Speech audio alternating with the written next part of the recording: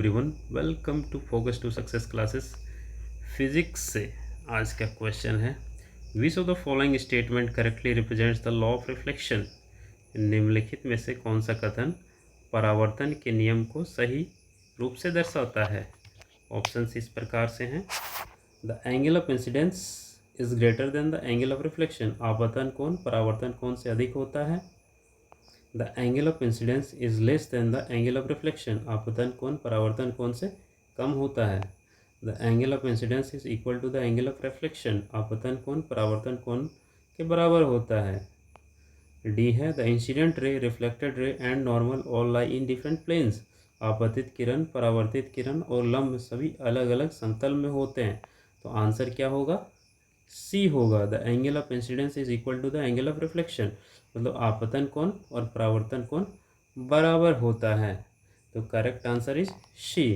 Actually law of reflection मतलब परावर्तन का नियम क्या होता है, जैसे ये मिरर है, ये इंसिडेंट रे है और ये रिफ्लेक्टेड रे है, तो angle of incidence is equal to क्या होगा? Angle of reflection.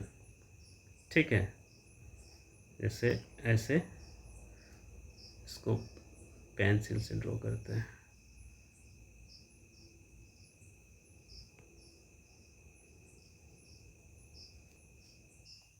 इस फिगर में देखिए, ये जो लाइन है, ठीक है, ये क्या है? इंसिडेंट रे है, इस तरह से आ रही है और इस तरह से रिफ्लेक्ट हो जा रही है।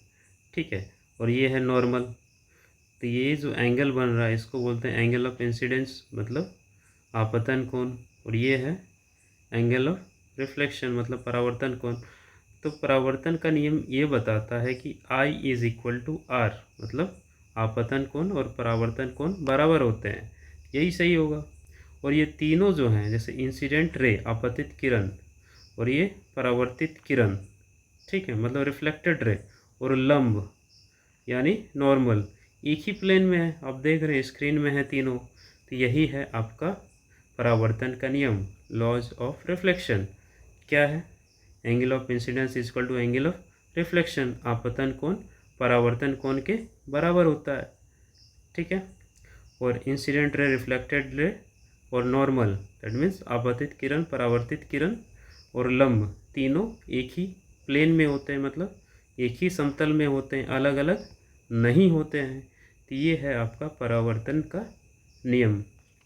Okay, thank you for more interesting facts and exam oriented content. Kindly subscribe, follow and share.